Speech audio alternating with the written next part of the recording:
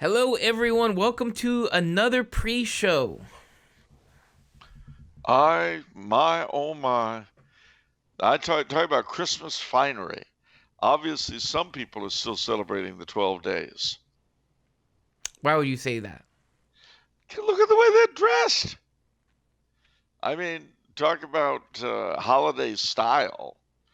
I mean, these they're definitely not New Year's Eve people though. This is definitely Christmas looks, and I'm very touched actually. I myself am keeping Christmas still. As far as I'm concerned, you see, look here. See that? You know That's what that is? that's a Christmas tree. That's a Christmas tree. You know what that is? Those are Christmas lights. Yes. And see that? That's a nativity scene. That's right. My room here has been transformed into a room of Christmas. I'm Well, walking in a winter wonderland. that's wonderful, Charles. I'm glad you finally put up all the stuff. Well, it's Christmas, and I'm very excited really. I've got my own tree. I've got my own uh, everything.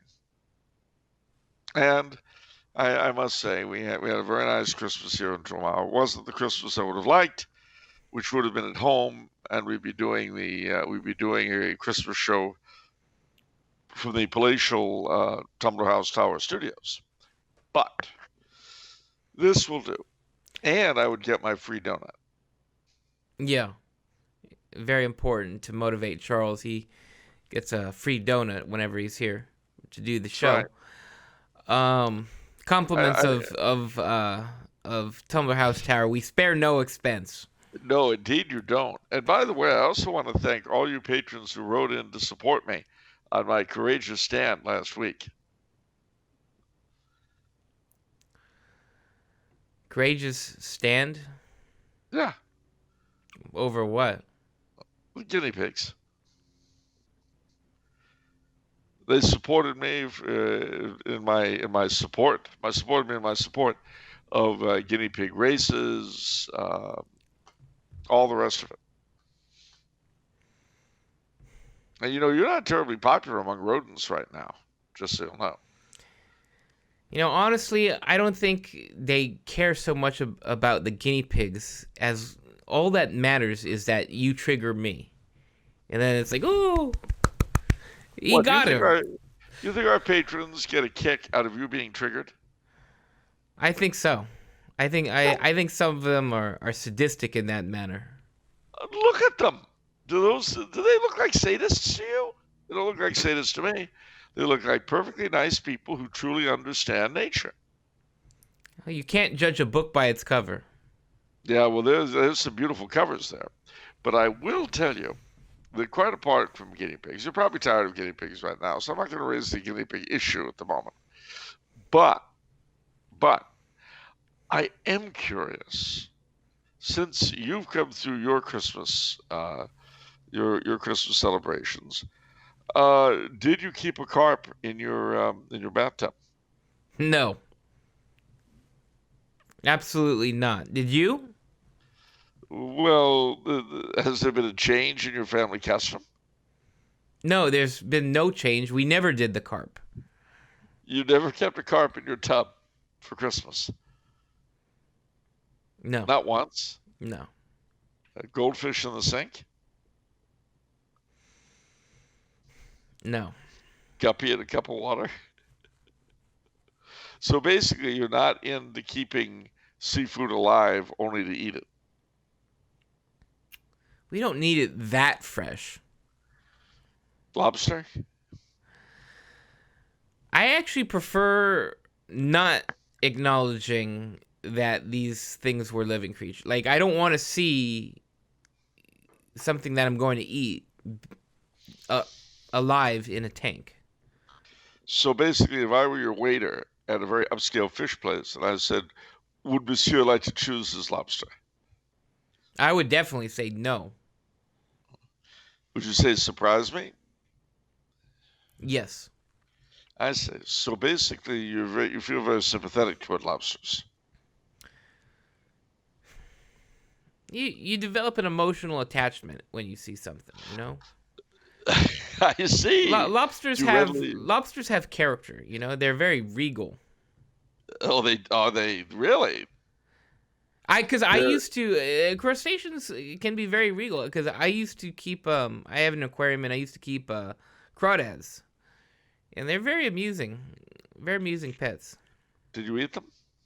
No, So the word étouffée was a terrible word for you. yes, So what made you give up crustaceans in favor of rodents? I didn't. You had them side by side. No, You rejected rodents instead of crustaceans. no. You found crustaceans more warm-blooded than rodents. I'm starting to fade out and not. I'm not hearing what you're saying. I'm just thinking no all the time. No, you see, this is part of the problem with this younger generation. You've got to engage more, I think. You've got to be more accepting. I think you have to engage more. All right, fine, I will. Kamala Harris. Oh, now you've got my attention. There we go. I figured I might. Do you miss Kamala already? I don't think I could ever miss Kamala. I wish I could send her packing. Oh, well, last time that happened, she ended up living with the mayor of San Francisco. Last time she was sent back. You know, I thought of you because Newsom. They were reporting on Newsom, and Willie Brown commented that he's basically his days are numbered. That's the guy that you always Yeah, talk about. that's Yeah, yeah, yeah. He was Kamala Harris's sugar daddy. yeah. And so, you know, he's juiced in to the system, and so when he says it, I must think be it's true. time. I think it's time for little Gavin boy to pack up his toys and go back home. He, I have to say honestly, all joking aside for a few minutes, that whole escapade at the French Laundry, it didn't annoy me because, oh, isn't it terrible that they're doing what they want and making their subjects do otherwise? It wasn't that got me. It's that it was such a boneheadedly stupid thing to do. You know what I mean? In other words, I'm not arguing that it was a non-virtuous act because I don't expect anything from a slag like Newsom. It was such a stupid, impolitic act. That was the thing that got me about it. I mean, it would be like Hitler saying, "Well, some Jews are nice Jews," after whipping up an anti-Semitic frenzy. Yeah. It's well to me. I mean, is it stupid as much as it is hubris? Well, I don't know how to put this to you, but hubris and stupidity are rarely far apart. Yeah. In the rulership, arrogance and ignorance are often found together. And arrogance and ignorance are hard because if someone's ignorant but humble, he can learn something. And if someone's brilliant but arrogant, well, you may not like it, but you can tolerate it because you understand. Yeah. But arrogant and ignorant is just very, very hard. Yeah. You can't teach it. You can't do anything with it. It's really rather sad. Very much like olives in martinis. Yeah, exactly like olives. That's what I was just thinking. I thought you might. All right. I thought you were thinking of olives. You want a martini right now, don't you? Bit of holiday cheer. Is that what martinis are? Holiday cheer? Yeah, well, not just holiday cheer. That could be everyday cheer too.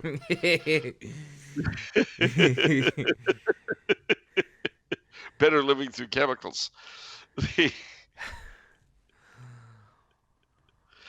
Well, you know what the scientist said.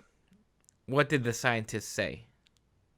To a scientist, he said, alcohol is not a problem; it's a solution. Uh, Oh. Oh, wow. Wow. That's a nerdy scientist joke. Yeah, it sure is. You didn't think I had it in me to make one like that, did No, you? I didn't. Yeah, see, I can, even after all these years, I can still surprise you. All right. On Okay, you probably have questions from our patrons. yes. First one's from Nicholas. All right. Hello, gentlemen. I'm afraid to say that I believe Charles to have betrayed sacred France. Oof, He, never. he has, in a previous episode, discussed fairly briefly the history of the illustrious House of Habsburg. Yet I do not recall him in any episode giving a similar treatment to the Robertian House of Capet and the succeeding Cadet branches of Valois and Bourbon. I believe it is time for this mistake to be rectified, certainly with the approval of Mr. Vincent, the guinea pig nemesis Franchini. You see, you thought you could just smack guinea pigs around last week and the people wouldn't catch on. They knew what you were up to. They knew. You realize you could be a multimillionaire guinea pig breeder by now if you could only overcome this obsessive prejudice you have against them. For every time that you say guinea pig or mention or allude to guinea pig without even saying the word, every time you do that, I'm going to throw one guinea pig into my skillet and eat it. I'm going to cook it up nice, little sizzle, sizzle, sizzle, and I'm going to eat it. I'm going to have guinea pig cutlets. Does that horrify you? Are you going to... You're making me cry on the air. But let me tell you something, Mr. Eater of Guinea Pigs. I've been listening to what they have to say about you. Yeah? I can quote it verbatim. You ready? Am I ready for you quoting guinea Yeah, pigs? to hear what guinea pigs think about you. Yeah. All right. Here it is. You ready? Okay. Seated? Yes. And again, this is just the way you've made them feel. So don't take offense. What the one of them said was,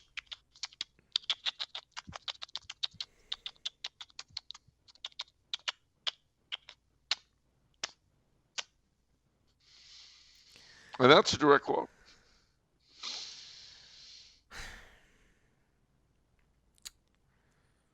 That sounds like them sizzling in my pan right now. My mouth is watering. Oh, you're a terrible man. Tastes like veal. It's so nutritious and delicious. So, America's newest persecuted minority group. Poor little guinea pigs. All right, fine. Be that way, you monster. We'll move on. But if you harm a single hair on the head of one of those delightful little creatures after this, you'll have to hear it from the hamsters. Okay. All right. So, to answer the question before you cruel guinea pig Bane started acting up, the House of Capet began, well, they're Carolingian, that is descendants of Charlemagne in the female line. A daughter of, a granddaughter, great-granddaughter, I guess, of Charlemagne, married the Count of Paris. Their grandson or son became the King of France when the Carolingian line in France failed in the male line. And he was a descendant of Hugh Capet. That was why the royal family of France were called the Capetians. And their Robert II, Robert III, about 1000, I guess, was called King Robert the Pious. and was an extremely holy fellow and worth knowing because he, among other things, he composed several hymns and chants and so on. But the most amazing member of the old line of the house was, of course, St. Louis IX, who they had some other rulers who were quite worthwhile, but St. Louis in the 1200s was just really an incredible fellow and a saint. Um, his grandson, however, was the obnoxious and annoying Philip the Fair, who smacked around Boniface VIII and went after the Templars. And after him, the main line of the Capet died out. And so a cadet line took over, a younger branch, by the name of Valois. And they ruled for about 200 years. They produced some famous members. But the most powerful one they produced was Francis I, who ruled in the 1500s. After him, he had a succession of fairly weak descendants. Henry II, Charles IX, Francis II was married to Mary Queen of Scots and lived only a short while. Charles IX, and then Henry III. Henry III died without any children during the middle of what was called the War of the Three Henrys, in which the King's party versus the Protestants, led by his cousin Henri de Bourbon, and the Catholics, led by his other cousin Henri de Guise, fought a three-pronged civil war called the War of the Three Henrys. It was ended when Henry of Bourbon became Catholic and accepted the throne of France. And he and his son, Louis XIII, basically reassembled a country that had been horribly devastated by those civil wars.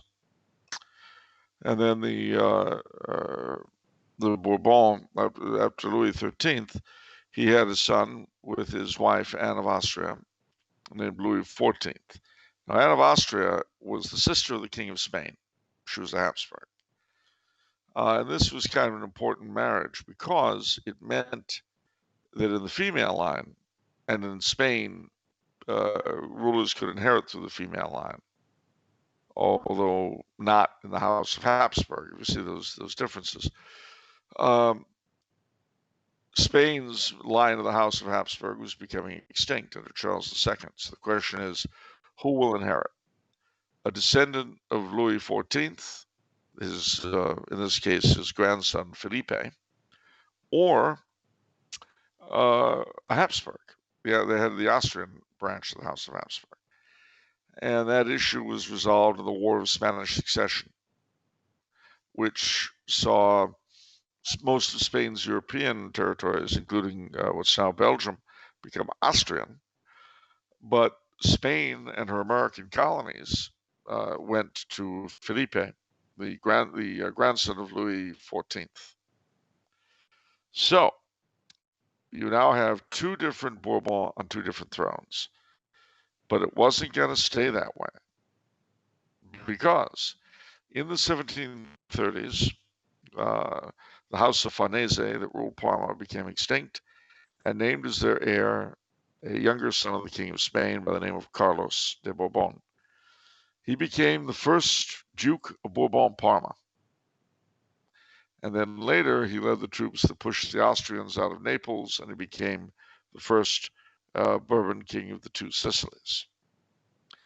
So why is that important? Well, having been the first Bourbon Duke of Parma and the first Bourbon king of the Two Sicilies, he then inherited the Spanish throne and gave up to other branches of the family those two countries. But when he became king of Spain, he did something very important. Can you guess what it was? What? Something so important you can barely sit straight thinking about it. Okay. He founded Los Angeles. Ah, yes. So now you've got four branches of the House of Bourbon: France, Spain, Naples, Two Sicilies, and Parma. And you actually have a fifth, and the fifth descend from a younger brother of Louis XIV, and they're called the House of Orléans, Bourbon-Orléans. You with me so far? 5 fun-filled branches. Well, Louis XIV dies and is succeeded by his great-grandson, who's all of 5, Louis XV. Louis XV in 1774 dies and is succeeded by his grandson, Louis XVI. Under Louis XVI, you've got the French Revolution. He's murdered. 1814, there's the Restoration. His younger brother, Louis XVIII, becomes king.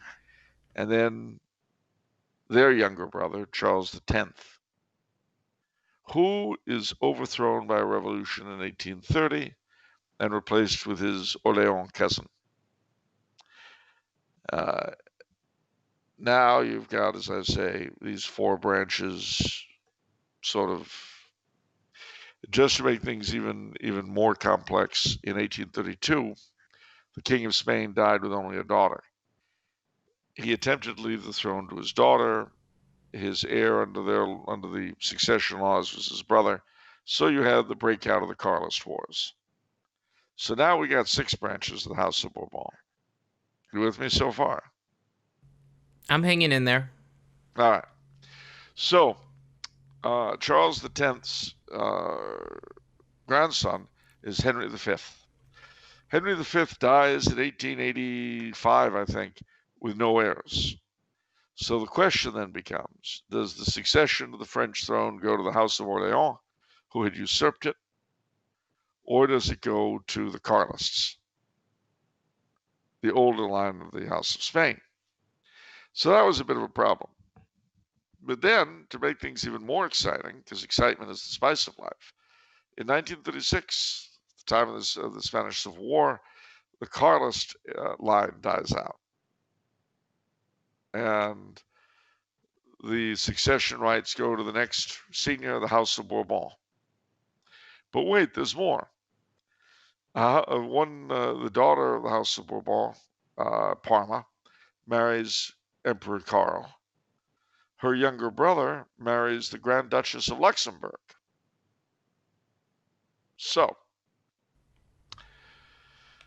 the Carlists are under the House of Bourbon-Parma. Spain is under a younger line of the House of Bourbon. The French succession is disputed between the Orleanists and the older Spanish line. Getting confused yet? And then incidentally, the last reigning king of the Two Sicilies, your ancestral realm, has just become a servant of God. What's the name? Francesco. Francis II. He along with Robert of Bourbon-Parma were thrown out by the Italian revolutionaries in 1860. Garibaldi. Nice. So, what should happen, just to make life a lot more fun? The Legitimist Party in France had become very small, and most French royalists considered the House of Orléans to be the closest thing. But a funny thing happened. When the Carlist branch became extinct, although the Carlists, a lot of them, would not accept the reigning branch of the Spanish Bourbons as their kings, the rights of the Carlists to the French throne went to them. But now you've got a problem. The problem was the King of Spain, Alfonso XIII, in the 1920s, had an older son and a younger son, Jaime and Juan. And Jaime was blind and deaf. And it was considered that he would have no heirs, because who's going to marry a blind and deaf guy? So the king prevailed upon him to resign his rights to the throne of Spain to his younger brother, Don Juan, who is the father of Juan Carlos, who was king of Spain up until recently. But Don Jaime, to everyone's surprise, married. and had a kid, Don Alfonso. And Don Alfonso revived the Legitimist Party in French politics in the 1970s and 80s, helped by the fact that the Orléans claimants were getting kind of crazy at that time. So, just to make things even more fun, you recall I said that the Carlists had rallied to Prince Xavier of Bourbon-Parma. We had two sons. The oldest, Carlos Hugo, succeeded him as head of the group, but then he declared that he'd become a Marxist. So most of the Carlists would no longer accept him. A lot of them accepted his younger brother, who, however, is both the younger brother and is not married, and so will have no children. So the problem of the Carlist succession is still there. So now let's see where we are, shall we? You wanted a history of the House of Bourbon? I'm doing my best for you, pal. So the senior prince of the House of Bourbon, of all branches, is the Duc d'Anjou, who is the great-grandson, the great-grandson of Alfonso XIII of Spain. He is de jure Louis XX for his French followers. Then you've got Jean, who just inherited the Orleanese claims. His father died 2 years ago. And that's in France. In Spain, you've got King Felipe VI, who is reigning de facto anyway. The Carlist succession is a mess between the son of Carlos Hugo and his uncle. In the two Sicilies, back in 1960, they had a breakup between the two branches of the two Sicilies, Bourbons. You didn't think this was going to be easy, did you? No. Well, you were right. It's not. There is only one branch of the House of Bourbon that has no disputes, that sits happily and contentedly upon its throne. Can you guess which one? Let me think. And this person is a reigning monarch, not a claimant, but a reigning monarch. I have no idea. The Grand Duke of Luxembourg. Okay. Remember, I told you Prince of Bourbon-Parma had married the Grand Duchess. Well, her grandson is now the Grand Duke. Very good. You're talking about the French royal family now? Yes, I think we're all experts now on the French royal family. Yep. You sure want to hear more? Pretty sure. Sure. No, I think we got it covered. What would you rather hear about? What would you rather hear about, Bourbon or Guinea Pigs? Ooh. I don't know. That's like asking like how do I want to die? That's not very nice. You see the flag behind me that's behind you, too? Yeah. Those are Bourbon banners. Show respect. That's interesting. What do you think the fleur-de-lis stands for there, monkey? I guess so. I don't know. It's just a cool looking France. flag, you know. I don't really care what's underneath it, you know. It's this cool Sacred Heart flag, right? You're not interested in symbolism? Um, No, it's all right if you're not. A lot of people don't care about important things. there's not a lot of money in it. No? What about the eye of the pyramid? That's true. A lot of money in that. Or it's not a lot of money, one or the other. Well, I guess all right, let's move along. All right, let's move along. Yeah. All right. A bunch of questions from Anita. Oh, Anita, how are you? She says, "My continued thanks for Off the Menu, which is such a palate cleanser." I don't know. Huh.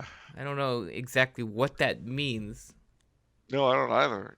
Is that like a mind cleanser? Or, I don't know. All right, well, we'll take it as a compliment. All right.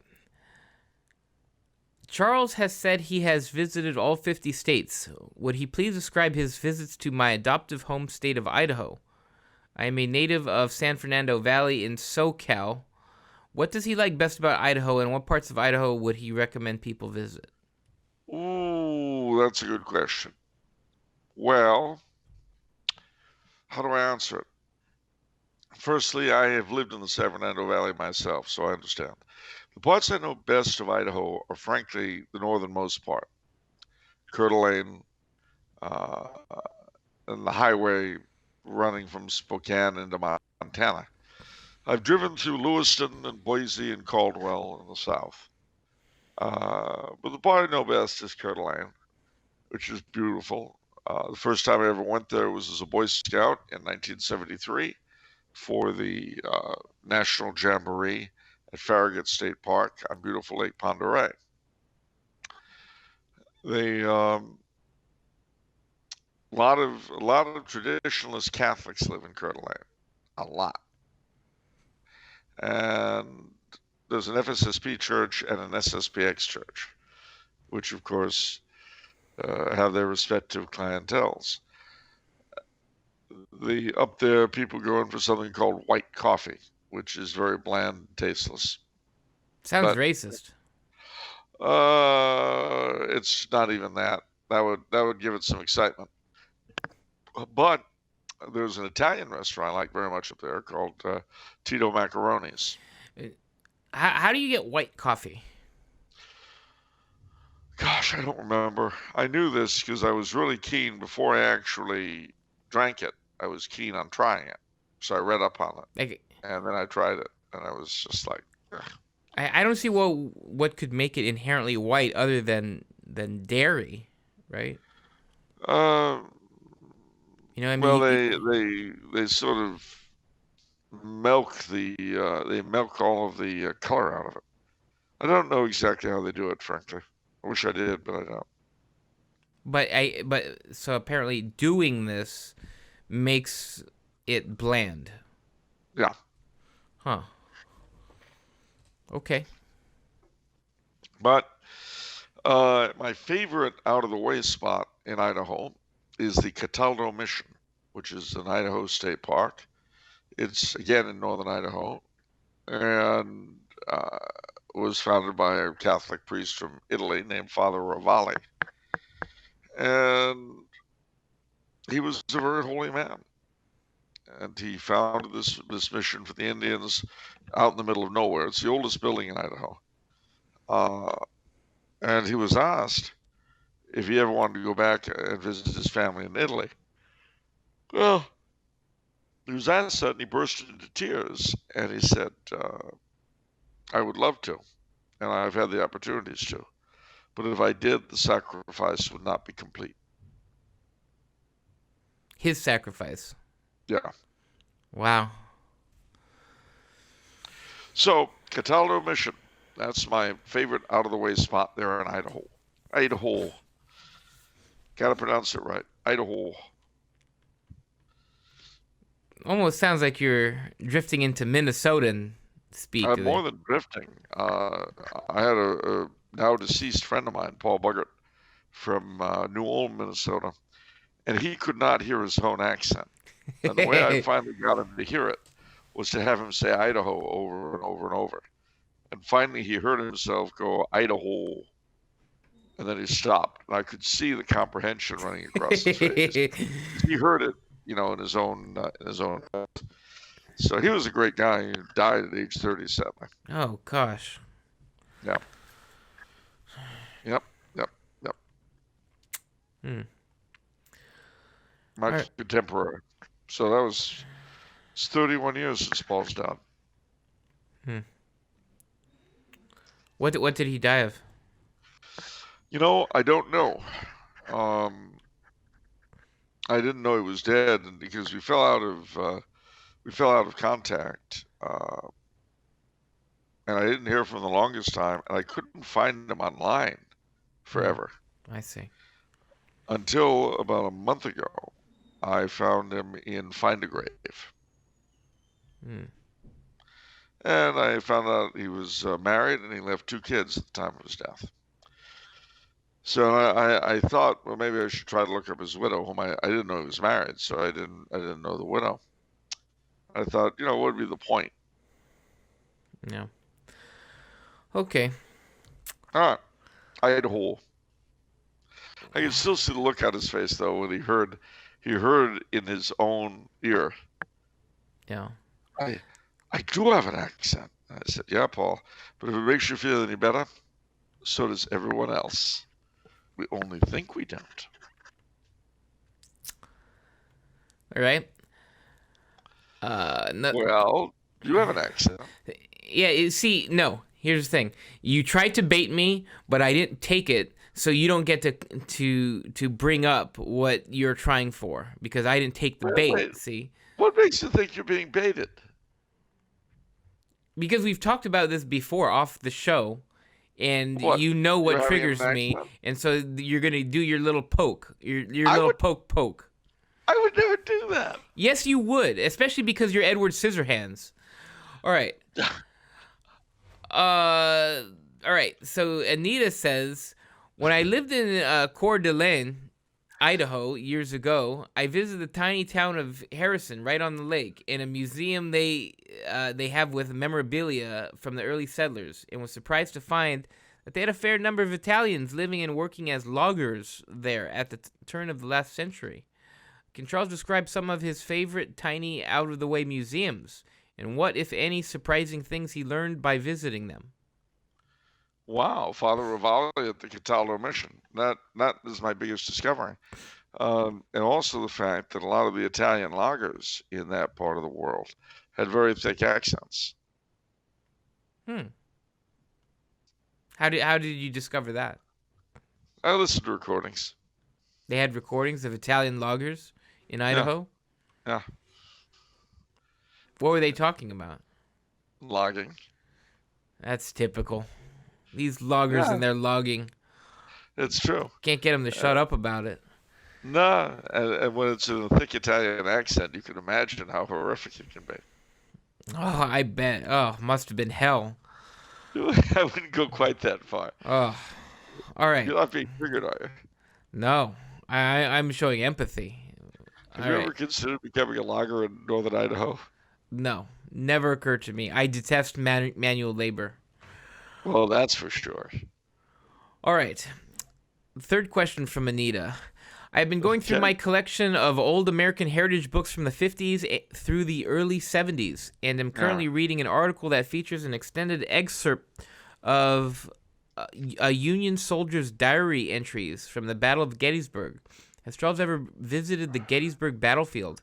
What were his impressions? Well, I have, and what can I tell you? It's very sad. I mean, um, everything's very well marked. Everything is very well explained. There are all sorts of state monuments around, but it's very, very sad. I've been to Gettysburg, I've been to Vicksburg, Fredericksburg, Petersburg, but all Manassas, Spotsylvania Courthouse, the Wilderness, Appomattox, Chickamauga, Shiloh. I've been to a lot of Civil War battlefields, and they're all just so sad. I mean, when you think of how many people died fighting in our second Civil War, it really well. I mean, you get the same sort of depressing feeling from going to World War One and World War Two battlefields. Hmm, Uh, the modern battlefield is even worse place than the pre-modern battlefield. I see. Some, I mean, parts of it are beautiful. Some of the monuments are beautiful and all that, but it doesn't take away from the heavy sadness. Right. Philip the Good of Burgundy asks, could Charles recommend any sources about medieval Scandinavia? It seems like it's a subject not studied. I've heard Christopher Dawson discuss it, but I'm not sure which book it was in. Any help would be great. I would recommend a book or a series of books, a trilogy by Sigrid Undset called Kristin Lavransdatter, which is the story of a uh, medieval Norwegian manor lady, and she goes through her youth and childhood, her marriage, and then she ends up as a nun. But it gives a lot of really good insight into medieval Scandinavia. Hmm. I've heard of that author, but not that book. Now you know. Huh. Sigrid Undset, Kristen Lavernstatter. Okay. I'm reaching for the sky. Reach for the stars, Charles. I'm demonstrating aspiration. You're a model for us all. Yes, I think so. Right. 2 questions from Youssef. I was watching a podcast where a man explained what the term gift meant to the people at the time of Jesus. He explained that gift wasn't with no strings attached. Why is quid pro quo considered wrong if this is true? Well, that's a hard one, isn't it? Horses for courses, different things, different places. It's like the covenants that God made with his people. Some of them were conditional in the sense that they had to fulfill something for him to come across. But others, he would just tell them what he was going to do, regardless of what they did or whether they did anything in return. So it varies from case to case. Quid pro quo is obviously not altruistic. We honor altruism as the highest possible thing, but that's about all I can give you. Okay. Do you think there's a curse or some type of demon let loose on 2020?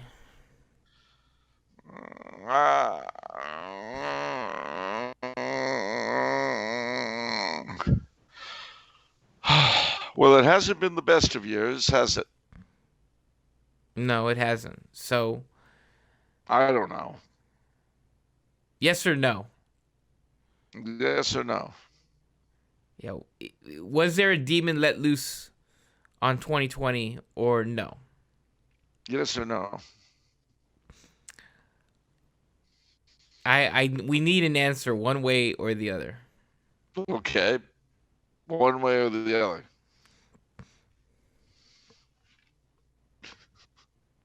Say yes. Say yes. No. Okay. I don't know. I mean, this is exactly the kind of trying to second guess reality that drives me crazy. I don't know. I wouldn't be surprised, but I wouldn't say for sure. I couldn't say for sure. How would I? I don't think hierarchy works like that. I don't think hierarchy works like based on like year. Like, oh, I don't know, because then there's the demon of 2021. I don't know. It doesn't seem to fit the rules, even though we don't know what the rules are. No, we don't. I don't know. I really couldn't give an answer to that question. I'm sorry. All right. I've had a pretty decent-sized pre-show. I hope you guys have enjoyed it. And Pixelated Charles right next to me. Yes. Charles is a little tired. It's been nonstop celebration of Christmas here. I bet you Austrians are unruly. Unruly. When it comes to your celebrations, you're what's the word? Raucous. At least we don't keep carp in the tub like some people. Yeah, like Austrians. Oh well, I guess no. Well, you're saying Czech people do that. Slovak people? Aren't Austrians Slovak though? I mean, you're right there. There are Slovaks in Austria.